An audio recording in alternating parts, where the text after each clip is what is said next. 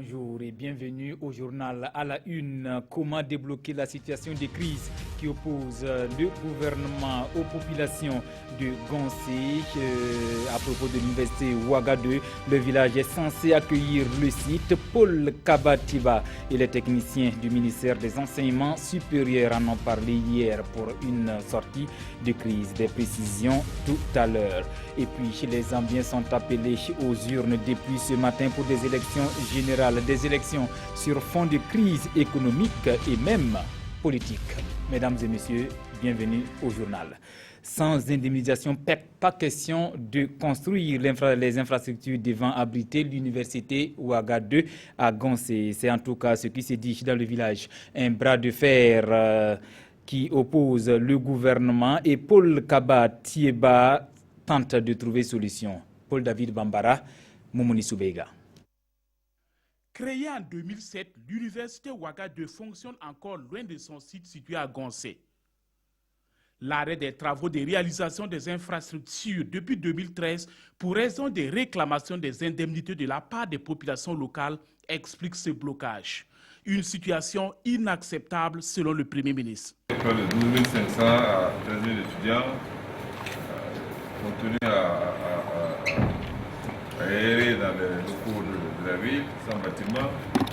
Il n'est pas acceptable également que l'État ait investi autant d'argent sur ce site, qui doit être l'un des fleurons de notre enseignement supérieur, dans l'indifférence totale et dans le silence coupable de tout le monde, puisqu'on ne fait rien. Au final, la rencontre décide de la mise en place d'un comité interministériel. Son rôle, trouver un consensus pour achever les infrastructures prévues. Ce que nous avons comme financement permet de réaliser toute une grande faculté, la faculté des sciences et techniques, et de faire une grande cité supplémentaire. Ça, c'est déjà acquis, alors que, effectivement, le programme présidentiel prévoit d'autres investissements pour lesquels les financements sont recherchés. Ça va être une des grandes universités de notre pays et il est prévu aussi la possibilité d'avoir un technopôle tout à côté de cette université. Recenser les populations concernées, évaluer et négocier les montants de dédommagement, ce sont autant d'actions qui seront menées les jours à venir. Question de rendre le site de l'université Ouagadougou opérationnel pour la rentrée académique 2016-2017. De nouvelles taxes consécutives à la loi des finances rectificatives, les propriétés bâties ou non, les boissons, certains véhicules et les jeux de hasard sont concernés. Le gouvernement a même le hockey du Parlement et par voie de presse ce matin, Adama Badolo, le directeur général des impôts, s'adresse aux contribuables avant le déroulement de cette opération prévue pour le 1er septembre 2016. Salifou Belem, Maxime Zongo. Faire comprendre, sensibiliser, conscientiser les contribuables sur les mesures fiscales issues de la loi des finances rectificative, voilà l'objet de cette conférence de presse.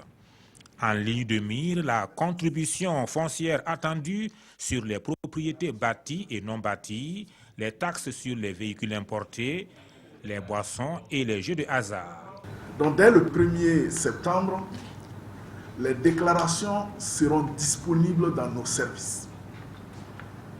Et sur notre site web, le site web de la DGI et le site web du ministère de l'économie, des finances et du développement. Les usagers peuvent donc télécharger l'imprimer, le remplir et venir déposer. La Direction générale des impôts, qui entend privilégier la sensibilisation, n'exclut cependant pas de procéder à la sanction si la nécessité s'impose. Comme tout système déclaratif, lorsque vous ne respectez pas et le délai de déclaration et le délai de paiement de l'impôt, il y a des sanctions pour dissuader. Sont exonérés de la taxe foncière les immeubles bâtis ou constructions relevant du domaine de l'État, les locaux des missions diplomatiques, les immeubles appartenant aux organismes confessionnels, aux associations, les résidences principales des personnes âgées de plus de 60 ans. Cette conférence de presse est le début d'une vaste campagne de communication à travers le pays. Prenons à présent la route de la cité des cuirs. Après Tenkodogo et Bobo Dioulasso, c'est à Kaya que le ministère en charge de l'environnement a poursuivi sa campagne d'information et de diffusion du PNDD, la stratégie nationale de mise en œuvre de la politique nationale de développement durable, politique adoptée en 2013. Le point avec Jean-Eudes Bayala et Yolande Lompo. L'heure est à la mise en œuvre de la politique nationale de développement durable et de son plan d'action pour la période 2016-2020 en vue de lutter contre la pauvreté au Burkina Faso. Et cela passe par une appropriation de la stratégie nationale de mise en œuvre de cette politique par l'ensemble des acteurs des 13 régions. La politique nationale de développement durable constitue un outil de référence et d'orientation pour les acteurs. Les orientations de la PNDD ainsi que les ODD ont été prises en compte dans le plan national de développement économique et social. L'Organisation des Nations Unies pour l'alimentation et l'agriculture soutient le projet TCP BKF 3503. Son plan d'action triennal permettra de coordonner toutes les interventions en matière de développement durable. Nous avons répondu favorablement pour permettre donc la mise en œuvre de ce projet qui a duré au moins 24 mois. Et cet atelier d'aujourd'hui donc coule l'ensemble des activités de ce projet. Cette assistance a un coût de l'ordre d'environ 100 millions de francs CFA. Les participants venus des 3 régions que sont le Sahel, le Nord et le Plateau central ont 24 heures pour échanger sur la portée de la mise en œuvre de ces outils. Inquiétude grandissante des populations riveraines du barrage de Gouinré. C'est à un jeu de pierre de Waïguia. La digue de cet important retenue d'eau de la localité a cédé suite aux fortes pluies enregistrées ces derniers temps. Irénée Kaboré et Alidou Alain Savadogo, reportage. Barrage de Gouinré, situé dans la sortie nord de la ville de Waïguia. Ici, la digue est en état de dégradation.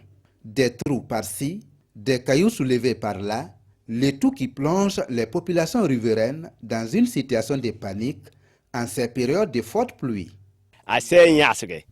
Si la digue cède, l'eau va envahir les secteurs 5, 8, 9 et 10 de la ville de Waïguia. Nous devons prendre le problème au sérieux pour éviter d'être en face d'une situation déplorable un jour. L'autorité régionale en charge de l'eau et de l'assainissement est allée constater l'état de la dégradation de la digue et a promis de prendre des mesures urgentes pour éviter les pires. Ces mesures d'urgence sont d'abord de mettre en place le matériau qui a été enlevé par les forces de l'eau et aussi au niveau de la crête. On va essayer de déposer des sacs de sable au-dessus de cette crête-là pour empêcher l'eau de pouvoir submerger la digue et passer de l'autre côté. Construit en 1967, le barrage de Gouinré a une capacité de plus de 11 millions de mètres cubes d'eau. Il est la principale source de ravitaillement en eau potable de la ville de Waïguia. Autre constat, cette fois à Douri, en pleine journée actuellement entre 13h et 16h. Plus de boutiques, elles sont fermées. Qu'est-ce qui explique cela et quelles en sont les conséquences? Élément de réponse avec Alexis Ouedraogo et Sekou Zongo. Des boutiques fermées en pleine journée à Douri. Rassurez-vous, ce n'est ni une journée ville morte, ni une journée particulière. C'est le quotidien des commerçants de Douri. Des fois on ferme parce qu'on part prier à 13h, on profite de se reposer. À d'autres, leur maison c'est très loin. On va rentrer, prier et revenir vers 16h, 17h. Manque de personnel pour d'autres. Moi je suis par exemple seul à la caisse ici. C'est à cause de ça ici, je suis obligé de fermer. Surtout les fêtes là. Pendant les fêtes là, vous allez remarquer qu'ils ferment plus. Par exemple, il y a d'autres qui font 3 jours sans venir au marché. Dans tous les cas, cette situation n'est pas sans conséquences. L'autre jour là, moi je voulais payer pommes de terre pour préparer chez moi à la maison. 12h30. On a tourné partout. Il n'y en a pas. Je pense que ça c'est quelque chose vraiment, nous-mêmes on remarque ça. Des fois il y a d'autres commerçants qui ont besoin de quelque chose au marché, ils n'arrivent pas à avoir parce qu'ils savent que tout le monde est fermé. Jusqu'au tout petit, la pilule est amère. Moi ici sorti tout de suite, les enfants, ici arrivé, les enfants voulaient des trucs à la boutique, on est sorti, c'est fermé. On est obligé de venir chercher des bananes maintenant, à la place de ce qu'elle voulait à la boutique. C'est de l'argent qui s'échappe. C'est de l'argent qui s'en va. Autre point de l'actualité, sortie de promotion à l'Institut des hautes études internationales pour la 5e fois. Il met à la disposition du secteur public et privé burkinabé des compétences dans le domaine de la diplomatie et des relations internationales. Ils sont cette fois-ci au nombre de 12 déclarés aptes ce matin au sein du ministère des Affaires étrangères. Le film de la cérémonie avec Pangwadro, Jean Zongo et Mounir Akiri. Du sang neuf dans le domaine de la diplomatie et des relations internationales. 12 nouvelles compétences formées par l'Institut des hautes études internationales font leur entrée dans le monde professionnel. Après 2 ans de formation, ils sont désormais prêts à faire valoir leurs compétences. C'est l'occasion pour moi de les féliciter. Ça veut dire que nous avons des compétences, vraiment de vraies compétences sur le marché. Mais comme on l'a dit, ce qu'on apprend à l'école, ça ne suffit pas pour un diplomate. Il faut encore d'autres qualités. Il faut une bonne capacité d'analyse, de la courtoisie, mais aussi de la fermeté, puisqu'ils doivent défendre les positions de leur pays, c'est-à-dire notre pays, le Burkina Faso. Stabilité et intégration, c'est le nom porté par cette 5e promotion de l'Institut des hautes études internationales. Un nom qui se veut une lecture d'un monde qui connaît des bouleversements d'ordre politique et sécuritaire. Nous sommes dans un environnement sous-régional qui est marqué par l'insécurité. Nous avons aussi assisté ces derniers temps à certaines attaques terroristes au niveau même du territoire burkinabé. Et nous, en tant que futurs diplomates, nous nous sommes dit qu'est-ce que nous pouvons faire, qu'est-ce que nous pouvons apporter pour pouvoir lutter contre ces facteurs. 5 des impétrants sont des agents du ministère en charge des affaires étrangères admis au concours professionnel. Les 7 autres sont des auditeurs libres en attente d'être employés par le secteur public comme privé. Dans l'actualité internationale, comme annoncé, les Zambiens sont appelés aux urnes ce jeudi pour des élections présidentielles, législatives et locales au moment où une crise économique inédite frappe le pays. Et puis, au sortir d'une campagne tourmentée, l'UPND, le parti du principal challenger du président sortant Edgar Lungu, indique déjà qu'il n'accepterait aucune défaite. Le commentaire est signé Draman Guéné. Les Zambiens votent encore ce jeudi, seulement 18 mois après la dernière présidentielle organisée pour terminer le mandat de Michael Sata décédé en 2014.